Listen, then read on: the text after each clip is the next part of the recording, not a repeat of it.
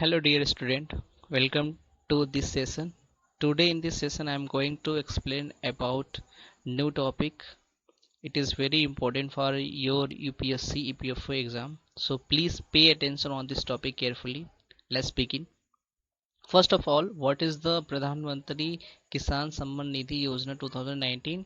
ये प्रधानमंत्री किसान सम्मान निधि योजना 2019 क्या होता है, इसके अंदर क्या स्कीम्स लाई गई है ये, और किसके लिए ये बेनिफिशरी है, आइए बात करता हूँ। सो फर्स्ट ऑफ ऑल, प्रधानमंत्री किसान सम्मान निधि योजना ये prime minister farmers tribute fund है। ये शुरुआत किया गया था किसके द्वारा? गवर्नमेंट ऑफ इंडिया के द्वारा शुरुआत किया गया था, जिसमें सारे फार्मर्स के लिए वेलफेयर के बारे में बताया गया है। क्या बताया गया है कि all farmers will get up 6,000 per year as minimum income support. मतलब जितने सारे फार्मर्स हैं इंडिया के अंदर, उन्हें हर साल 6,000 रुपये मिनिमम अमाउंट पे की जाएगी, मिनिमम इनकम पे की जाएगी। ये उनके इनकम सपोर्ट के लिए दिया जाएगा। The initiative was announced by Piyush Goyal. ये इनिशिएटिव किसके द्वारा अनाउंस किया गया था? पीयूष गोयल के द्वारा अनाउंस किया गया था ड्यूरिंग द 2019 में, जब इंडिया के अंदर यानी 2019 में interim union budget of India pass किया गया था। ठीक है, interim union budget of India कब पास किया गया था? 1 फरवरी 2019 को पास किया गया था। सो इसको शॉर्ट में क्या बोलते हैं? PMKSNY। आपसे ये एग्जाम में पूछ सकता है इसका फुल फॉर्म क्या होगा, PMKSNY। तो प्रधानमंत्री किसान सम्मान निधि योजना होता है ये। ओके, आगे यहाँ पे बोला है कि इस स्कीम में कितने कॉस्ट है, मतलब इसकी कॉस्ट कितनी इस स्कीम की। The scheme has cost ₹75,000 crore, लगभग यूएसए डॉलर में अगर बोलूँ तो ये 11 बिलियन इसकी कॉस्ट है पर एनम हर साल का, and has come in the effect from December 2019। और ये दिसंबर 2019 से ये आया है, मतलब इफेक्ट होना शुरू हो गया है, मतलब पूरे देश में एप्लीकेबल हो गया है। So 6,000 per year will be paid to each eligible farmer in 3 installment. 6,000 रुपया हर साल दिया जाएगा ऐसे एलिजिबल फार्मर्स को। ठीक है, वो भी 3 इंस्टॉलमेंट में। हर एक एलिजिबल फार्मर्स को 6,000 रुपया पर ईयर दिया जाएगा, 3 इंस्टॉलमेंट में दिया जाएगा। Will be deposited directly to their bank account, और ये डायरेक्टली उसके बैंक अकाउंट में डिपॉजिट कर दिया जाएगा। ठीक है, तो यहाँ तक आप लोग को समझ में आ गया होगा। नेक्स्ट है, इसके ऑब्जेक्टिव क्या है? What is the objective? This scheme was introduced to augment the source of income of many small and marginal farmers. ये स्कीम इसलिए इंट्रोड्यूस किया गया था ताकि बहुत सारे ऐसे छोटे और मार्जिनल फार्मर्स हैं, उनको एक मतलब इनकम सपोर्ट देने के लिए, ताकि उनकी जो भी फाइनेंशियल नीड्स है वो एक तरह से सप्लीमेंट हो सके। किसके द्वारा? गवर्नमेंट के द्वारा। तो फार्मर्स को एक फाइनेंशियल नीड्स के लिए सप्लीमेंट दिया गया है ये स्कीम के द्वारा। ठीक है, सो इन procuring various inputs to ensure proper crops health and appropriate yields। ऐसा इसलिए ताकि वो अपनी एक अच्छी अप्रोप्रिएट yields बना सके, प्रॉफिट अर्निंग कर सके, और एक प्रॉपर एक हेल्थ मतलब प्रॉपर क्रॉप हेल्थ को ग्रो कर सके। इसके लिए उन्होंने क्या किया था कि ये स्कीम चलाई गई थी, ताकि जो भी फार्मर्स है उनको एक अच्छा अपना इनपुट के थ्रू एक अच्छा क्रॉप्स को ग्रो कर सके, हेल्दी क्रॉप्स ग्रो कर सके, मतलब ज़्यादा से ज़्यादा उन्हें प्रॉफिट हो, ज़्यादा से ज़्यादा एल्स हो। ठीक है, और concert with the anticipated farm income. इसके बाद उनकी फार्म्स इनकम भी वो एंटिसिपेट कर सके, पता लगा सके फ्यूचर के लिए। साथ में ये बोला है कि इस स्कीम का ऑब्जेक्ट ये भी है कि this would also protect them from falling in the clutch of money lenders. ये ताकि उन फार्मर्स को प्रोटेक्ट करना है जो मनी लेंडर्स होते हैं, उन्हें कैच करते हैं, उन्हें क्लच करते हैं, उन्हें अपने पास एज अ ब्लेंडेड लेबर्स की तरह काम करवाते हैं। तो उनसे प्रोटेक्ट करने के लिए भी ये स्कीम लाया गया है, ताकि वो मनी लेंडर्स के पास न जा सके। ठीक है, ताकि उनसे उनको कुछ पैसे गवर्नमेंट के द्वारा एज अ स्कीम के थ्रू मिल जाए, तो वो अपने जो भी फाइनेंशियल नीड्स की जरूरत होती है वो उन्हें इसके स्कीम के द्वारा प्रोवाइड किया गया है। ताकि वो मनी लेंडर्स के क्लच में ना जाए, मनी लेंडर्स के हाथ में ना जाए। क्योंकि मजबूरी में क्या होता है, फार्मर्स मनी लेंडर्स के पास जाते हैं तो वो उन्हें पैसे तो दे देते हैं, बदले में क्या करते हैं कि जब पैसे वो वापस नहीं कर पाता है तो उनके सिक्योरिटी के रूप में उसके लैंड को ही वो क्या करते हैं, कब्जा कर लेते हैं। तो इसलिए ये स्कीम के द्वारा इसे भी रोकने के लिए प्रयास किया गया है। So such expenses and ensure they are continuous in the farming activities, और जिससे क्या होगा कि वो कंटिन्यू अपनी फार्मिंग एक्टिविटीज़ में बने रहेंगे। इस पैसे से उनके जो भी फार्मिंग एक्टिविटी में जो भी खर्चे होते हैं वो फुलफिल हो जाए। ठीक है, अब यहाँ पे है कि ये स्कीम लेने के लिए क्या क्या डॉक्यूमेंट चाहिए फार्मर को। तो पहले तो आधार कार्ड चाहिए, उसके बाद सिटीजन सर्टिफिकेट चाहिए उनके लिए कि आप इंडिया के नागरिक हो, आपके पास आधार कार्ड है। दूसरा, आपके लैंड होल्डिंग पेपर्स होने चाहिए कि हाँ आपके पास इतनी ज़मीन है, उसकी पेपर्स भी होनी चाहिए। इसके बाद बैंक अकाउंट डिटेल्स भी आपको देनी पड़ेगी। अच्छा, एलिजिबिलिटी क्राइटेरिया क्या होती है। In the database the land owners name, आप एलिजिबल कैसे हैं। इन डेटाबेस की अगर बात करूं तो लैंड ओनर्स नेम होना चाहिए, मतलब उस जमीन पे उसका नाम होना चाहिए फार्मर्स का। जेंडर, ठीक है, उसका जेंडर का पता होना चाहिए। आपको ये सारी चीज़ अपने डेटाबेस में बताना है। The scheme is sponsored by the central government, ये स्कीम किसके द्वारा स्पॉन्सर किया गया है, ये सेंट्रल गवर्नमेंट के द्वारा किया गया है। Therefore the farmers have to be citizen of India, इस वजह से फार्मर्स जो है वो कंट्री के नागरिक होते हैं। ठीक है। Jan Dhan bank, Jan Dhan bank account number होना चाहिए, आधार होना चाहिए, मोबाइल नंबर्स, ये सब हेल्प करती है उस एलिजिबल बेनिफिशरी को एंड इनकम्पिटेंट क्लेमेंट्स के लिए। ठीक है, तो ये सारी चीज़ें होनी चाहिए। Land holding size should not be greater than 2 hectares, अगर कोई ऐसा फार्मर है जिसके पास 2 हेक्टेयर से ज़्यादा लैंड है तो फिर वो इस बेनिफिट को नहीं ले सकता, वो एलिजिबल नहीं रहेगा। ठीक है, इसलिए ये ध्यान रखेंगे कि 2 हेक्टेयर से जिसके पास कम है वही इस स्कीम के लिए एलिजिबल है।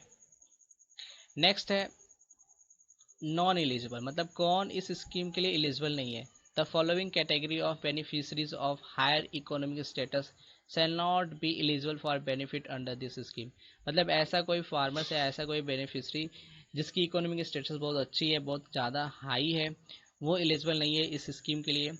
जैसे ऑल इंस्टीट्यूशनल लैंड होल्डर्स, जितने सारे इंस्टीट्यूशनल लैंड होल्डर्स हैं जिनका मतलब काम ही है कि वो लैंड्स होल्डिंग करते हैं, वो इंस्टीट्यूट चलाते हैं, तो वो एलिजिबल नहीं होंगे इनके लिए।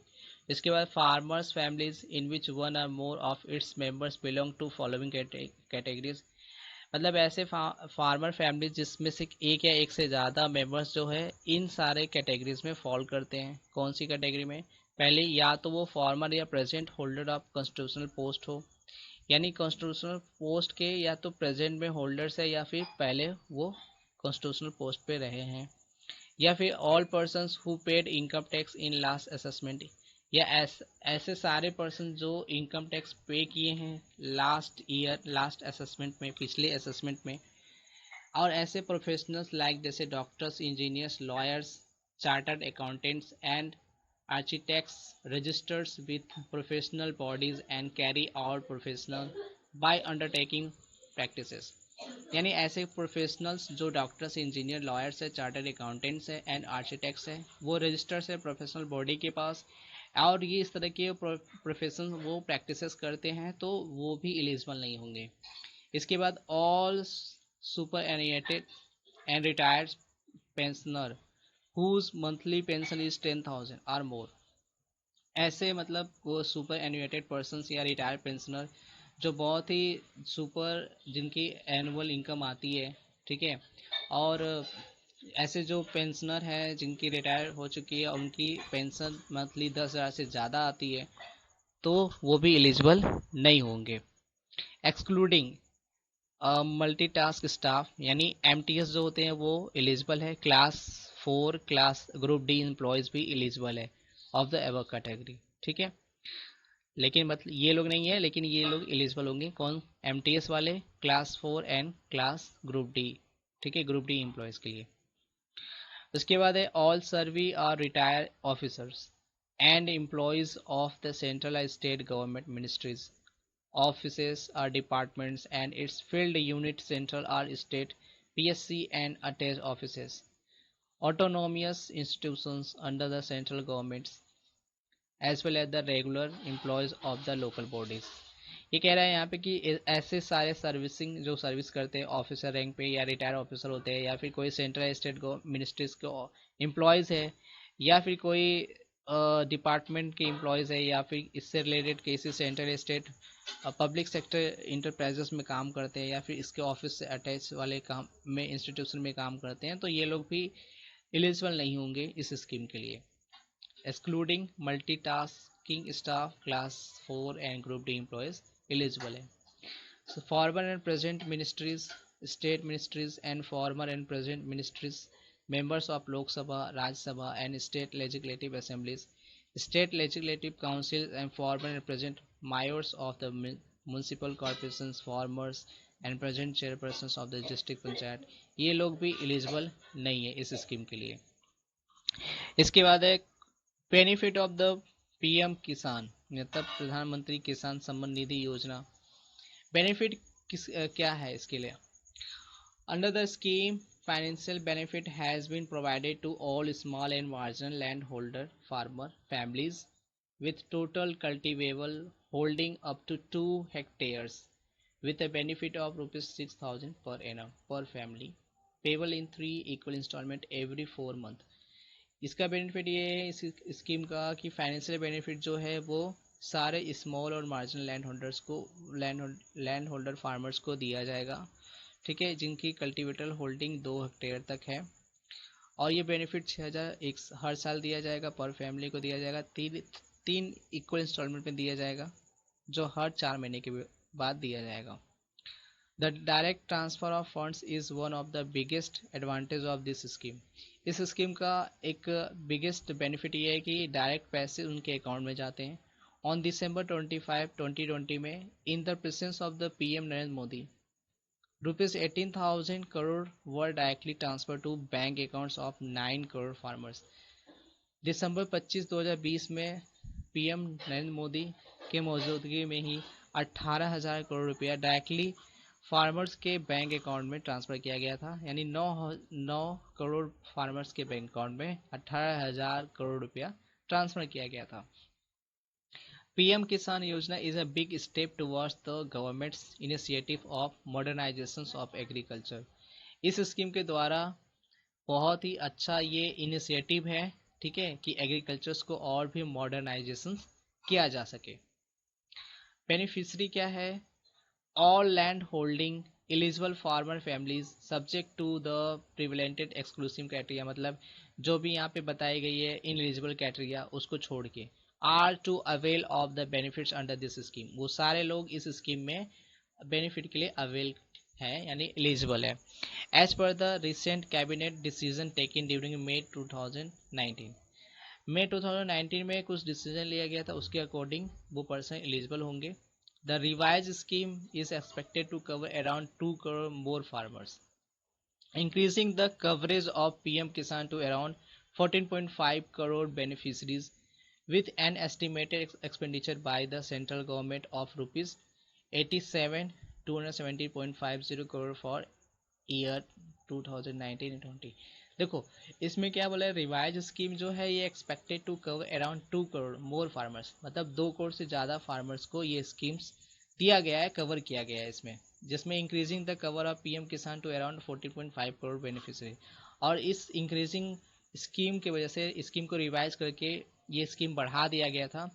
तो ये स्कीम जब बढ़ा दिया गया था तो इस स्कीम की वजह से लगभग 14.5 करोड़ बेनिफिशरीज हुए हैं प्रधानमंत्री किसान स्कीम के अंतर्गत, विद एन एस्टिमेटेड एक्सपेंडिचर, जिसका ये अनुमान लगाया गया है कि सेंट्रल गवर्नमेंट 87,270.50 करोड़ हर साल, मतलब 2019-20 में खर्च किए थे। तो ये एस्टिमेटेड एक्सपेंडिचर्स बताई गई यहाँ पे। तो इस तरीके से ये स्कीम को क्या किया गया था, इंक्रीज करके और बहुत सारे फार्मर्स को और भी फार्मर्स को ये स्कीम्स का बेनिफिट दिया गया है, ठीक है। तो ये था मेरा एक स्कीम जिसके बारे में मैंने डिस्कस किया है। आपको बताया है। ये स्कीम है आपका प्रधानमंत्री किसान सम्मान निधि योजना 2019। ठीक है, so thank you very much.